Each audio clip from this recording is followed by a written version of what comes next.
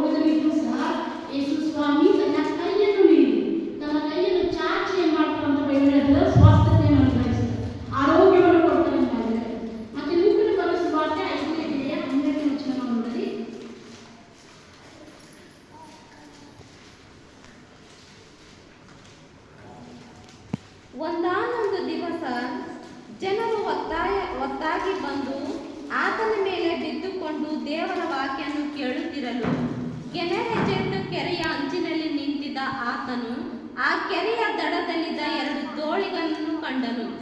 ಬೇಸರು ಅವುಗಳೊಳಗಿಂದ ಹೊರಗೆ ಬಂದು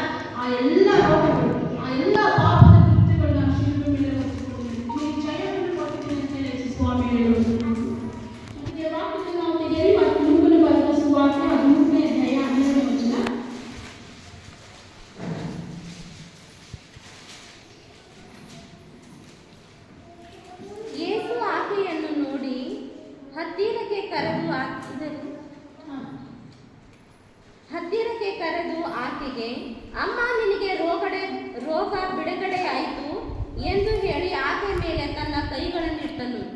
ಇಟ್ಟ ಕೂಡಲೇ ಆಕೆ ನೆಟ್ಟಗಾದಳು, ದೇವರನ್ನು ಕೊಂಡಾಡಿದಳು. ಆದರೆ ಆ ಸಭಾಮಂದಿರದ ಅಧಿಕಾರಿಯು ಕೆಲಸ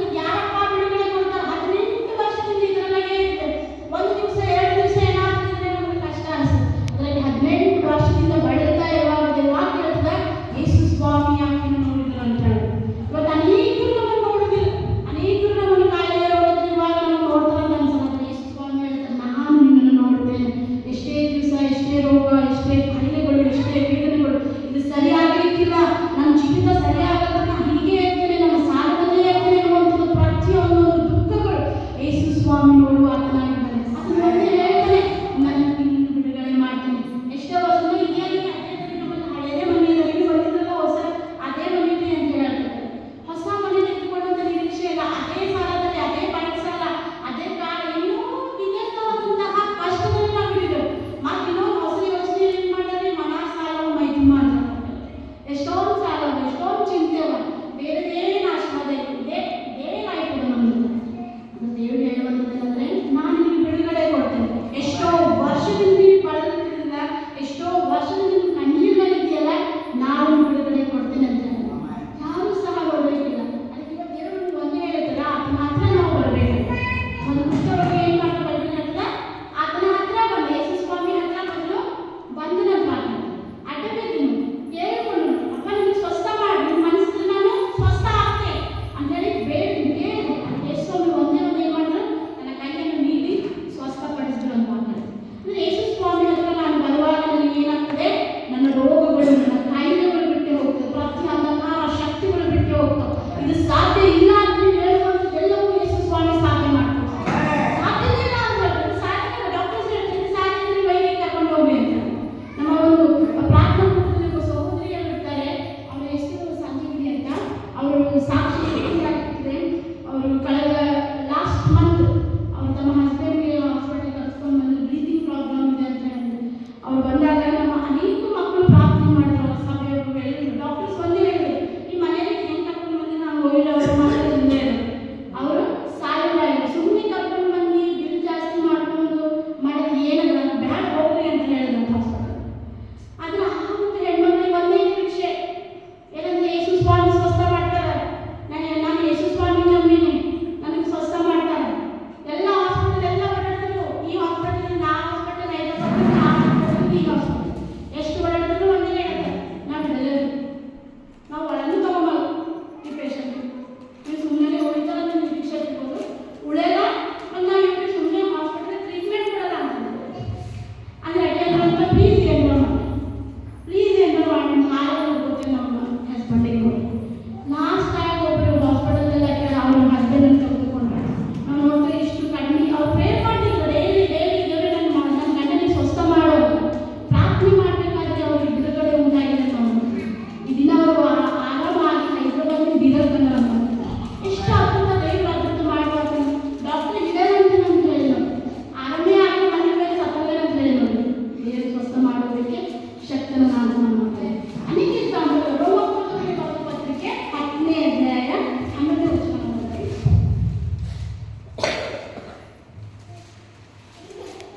ಆತನ ಮೇಲೆ ನಂಬಿಕೆ ಇಡುವ ಯಾವನಾದರೂ ಆಶಾಭಂಗ ಪಡುವುದಿಲ್ಲ ಎಂದು ಶಾಸ್ತ್ರವು ಹೇಳುತ್ತದೆ ಅಷ್ಟೇ. ವಾಕ್ಯದಲ್ಲಿ ಏನು ಹೇಳ್ತಂದ್ರೆ, ಆತನ ಮೇಲೆ ಆಶೆ ಇಡುವಾಗ ಯಾರಾದ್ರೂ ಮೇಲೆ ಆಶ್ಚರ್ಯ ಬಂದರೆ ಅವ್ರು ಮಾಡ್ತಾರೆ, ಇವತ್ತು ನಾಳೆ ಮಕ್ಕಳು ಮಾಡ್ತಾರೆ ಅಂತ ಹೇಳಿದ್ರು. ಇವತ್ತು ನಾಳೆ ಯಾರಾದ್ರೂ ಮೆಂಟಲ್ ಪ್ರಾಬ್ಲಮ್ ಜೀವ ಮಾಡ್ತಾರೆ, ನಮ್ಮ ದೋಸ್ತರಲ್ಲಿ ನಾವು ವೈದ್ಯಕೀಯ ನಾವು ವೈದ್ಯಕೀಯ ಭಾಳ ಚಲೋ ಹೋಗ್ತೀವಿ, ನಮ್ಮ ತಂಗಿ ಹಾಗಾದ್ರೆ ಮಕ್ಕಳಲ್ಲಿ ಯಾರು ಪ್ರೀತಿ ಮಾಡೋದು, ಯೇಸು ಸ್ವಾಮಿ ಪ್ರೀತಿ ಮಾಡಿದಷ್ಟು ಪ್ರೀತಿ ಈ ಲೋಕದಲ್ಲಿ ಯಾರು ಸಹ ಪ್ರೀತಿ ಮಾಡೋದು. ಅದು ಬೈಬಲ್ ಹೇಳುತ್ತೆ, ಆತನ ಮೇಲೆ ನಾವು ಏನಾದರೂ ಆಸೆ ಇಟ್ಕೊಂಡು ನನ್ನ ದೇವರಿಗೆ ಸ್ವಸ್ಥ ಮಾಡ್ತಾನೆ, ದೇವರಿಗೆ ಒಳ್ಳೆ ಆರೋಗ್ಯ ಕೊಡ್ತಾನೆ, ದೇವರಿಗೆ ಈ ಪಾಪದಿಂದ ಬಿಡುಗಡೆ ಕೊಡ್ತಾನೆ, ನಮ್ಮ ಸಮಸ್ಯೆಯನ್ನು ಬಿಡುಗಡೆ ಕೊಡ್ತಾನೆ ಬಂದಿದಂದ್ರೆ ಖಚಿತವಾಗಿ ಆತನನ್ನು ಮಾಡ್ತಾನೆ. ಬೇರೆ ಯಾರನ್ನು ಹೋಗ್ಬೇಕಾಗಿಲ್ಲ. ನೀವು ಯಾರ ಮೇಲಾದ್ರೂ ನಂಬಿಕೆ ಇಟ್ಟಿದ್ರೆ ಆ ನಂಬಿಕೆ ಸುಳ್ಳಾಗೋಯ್ತು. ಅವ್ರು ಮಾಡಿದ ಸಹಾಯ ಮಾಡಿಲ್ಲ. ನಾವು ಎಷ್ಟೊಂದು ಜನ ಅನುಭವ ಮಾಡಿರ್ಬೋದು, ಎಷ್ಟೊಂದು ಸಲ ನಮ್ಗೆ ನಿರಾಶೆ ಆಗಿರ್ಬೋದು, ಎಷ್ಟೊಂದು ಸಲ ಹೋಗಿ ಕೇಳಿ ಬಂದು ಮತ್ತೆ ನಿರಾಶೆ ಕೊಂಡಿರ್ಬೋದು. ಅದು ಬೈಬಲ್ ಖಂಡಿತವಾಗಿ ಹೇಳ್ತಾರೆ, ನನ್ನ ಮೇಲೆ ನಂಬಿಕೆ ಇಡು, ನನ್ನ ಮೇಲೆ ಆಸೆ ಇಟ್ಕೊಂಡಿದ್ದೆ, ನನ್ನ ದೇವರನ್ನು ಮಾಡ್ತಾನೆ ಅಂತ ಹೇಳಿ ನಂಬಿಕೆ ಇಟ್ಟು ಅಂದ್ರೆ ಅದು ಎಂದಿಗೂ ಸಹ ನಿರಾಶೆ ಆಗೋದು, ಅದು ಎಂದಿಗೂ ಸಹ ವ್ಯರ್ಥ ಆಗೋದು. ಅದು ಇವತ್ತಿನ ನಾಳೆ ನಾನು ನೆರವೇರಿಸ್ತೇನೆ ಅಂತ. ಅದು ವಾಕ್ಯ ಯೆಶಾಯ ಪ್ರವಾದನೆ ಗ್ರಂಥ 25ನೇ ಅಧ್ಯಾಯ 14ನೇ ವಚನ ನೋಡಿರಿ. ಯೆಶಾಯ 25:14. ಕರ್ತನಾದ ಯೆಹೋವನು ಹೀಗೆ ಹೇಳುತ್ತಾನೆ, ಇಗೋ ಪರೀಕ್ಷಿತವಾಗಿಯೂ ಮಾನ್ಯವಾಗಿಯೂ ಇರುವ ಮೂಲೆಗಲ್ಲನ್ನು ಚೀಯೋನಿನಲ್ಲಿರುವ ಸ್ಥಿರವಾದ ಅಸ್ಥಿವಾರವನ್ನಾಗಿ ಇಡುತ್ತೇನೆ. ಭರವಸೆ ಬಿಡು, ಆತುರ ಪಡುವನು. ನಾನು ನ್ಯಾಯವನ್ನು ನೂಲನ್ನಾಗಿ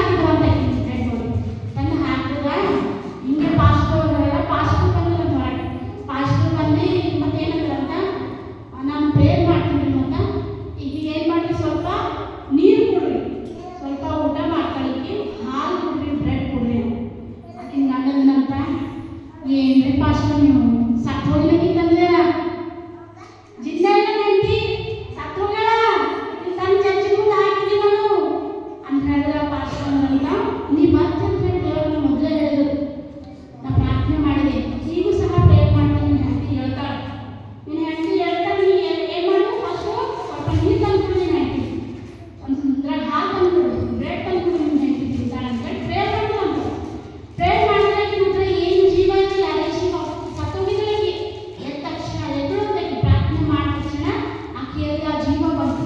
ಆ ಜೀವ ಬಂದಾಗ ಆಕೆ ಆ ಚರ್ಚ್ ಕಟ್ಟಿರ್ತದೆ ಹಿಂಗೆ ಕೈಕೊಂಡು ಕುಂದ್ಬಿಡೋದು. ಆಕೆ ಏನು ಹೇಳಿದ್ರು ಗಂಡಗಂದ್ರೆ, ರೀ ನಮ್ಗೆ ಸ್ವಲ್ಪ ಹಸು ಆಗಿ ಎಂಟನೇ ತಂದು ಕೊಡ್ತೀವಿ ಅಂತ ಹೇಳಿದ್ರು. ಎಂತ ಅದ್ಭುತ! ನಮ್ಮ ದೇವ್ರ ಅದ್ಭುತ ಮಾಡೋದು ನಾವು ನಂಬಬೇಕಾಗಲ್ಲ ಅಷ್ಟೇ. ಅದು ಬ್ರೆಡ್ ತಂದು ಕೊಡ್ತೀವಿ ಅಂತ ಹೇಳ್ತೀವಿ, ಅವ್ನು ನಿಜವಾಗ ಹಾಲು ಬ್ರೆಡ್ಡು ಎಲ್ಲ ತಂದು ಕೊಟ್ಟು ನಮ್ಮ ಹೆಂಡತಿ ತಿಂದ್ರು. ತಿನ್ಸಿದ ಮೇಲೆ ಆರಾಮಾಗಿಲ್ಲ ಏನು ಹೇಳಿದ್ರಂತ ನೋಡಪ್ಪ, ದೇವರು ನೀನು ಎಷ್ಟು ಸ್ವಾಮಿ ಅಂಗೀಕರಿಸ್ಬೇಕಂದ್ರೆ ಇಷ್ಟೆಲ್ಲ ವಿಷಯಗಳಾಗಲಿ ಇದು ಮಾಡಿದ್ರೆ ಮತ್ತು ಇದು ಸಾಕ್ಷಿ ಹೇಳಿದಲ್ಲ, ಈಗ ನಿನ್ನ ಹೆಂಡತಿ ಎತ್ತಿದ್ದು ಸಾಕ್ಷಿ, ನೀವು ಎಲ್ಲ ಕಡೆ ಹೋಗಿ ಹೇಳು ಅಂದ್ರೆ ಆಯ್ತು ಅಂತ ಹೇಳಿದ್ರು. ಅವ್ರು ಯಾರು ಬೇರೆ ಯೇಸು ನಮ್ಮದೇ ಇರ್ತಕ್ಕಂಥ ಕುಟುಂಬದಿಂದ ಬಂದರು. ಅಲ್ಲಿ ಹೋದ್ರೆ ಅಲ್ಲೆಲ್ಲ ಎಲ್ಲರಿಗೆಲ್ಲ ಹೇಳಿದ್ರು, ನೀವು ಯೇಸು ಸ್ವಾಮಿಗೆ ನಾವು ನಂಬ್ತಿದ್ವಿ. ಆದರೆ ಏನಾಯ್ತು, ನನ್ನ ಹೆಂಡತಿ ಸಾಯಿಂದ ಪರಿಸ್ಥಿತಿಯಲ್ಲಿ ಸತ್ತೋಗಿರು. ಚರ್ಚಿಗೆ ಒಂದು ಹಾಕಿದ್ನ ಆ ಟೈಮ್ನಾಗ ಪಾಸ್ಟರ್ ಬಂದು ಪ್ರೇಯರ್ ಮಾಡಿದ್ರು.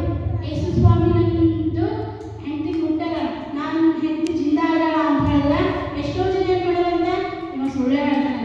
ಇನ್ನೂ ಎಷ್ಟೋ ಜನ ಖರೇಬಿ ನಾವು ಒಯ್ಯೋದು ನೋಡಿದೆ ಅಂತ ಹೇಳಿದ್ರು. ನಾವು ಒಯ್ಯೋದು ನೋಡಿದೆ, ಇಲ್ಲಿಂದ ಒಯ್ದನ ಇಲ್ಲಿಂದ ಎರಡು ಆರು ಕಟ್ಬಿಟ್ಟು ಸತ್ತಂಗೆ ಆಯ್ತು, ಸುಮ್ಮನೆ ಹೇಳ್ಕೊಂಡು ತಿರುಗಾಡಿನ. ಈಗ ನಾನು ನೋಡೋದಿದೆಲ್ಲ ಚಲೋನೇ ಆಗಿ ಬಂದ ಅಂತ ಹಂಗೆ ದೇವರ ಮೇಲೆ ನಂಬಿಕೆ ಇಡುವಾಗ ನಮ್ಮ ನಂಬಿಕೆ ವ್ಯರ್ಥ ಆಗುವುದಿಲ್ಲ.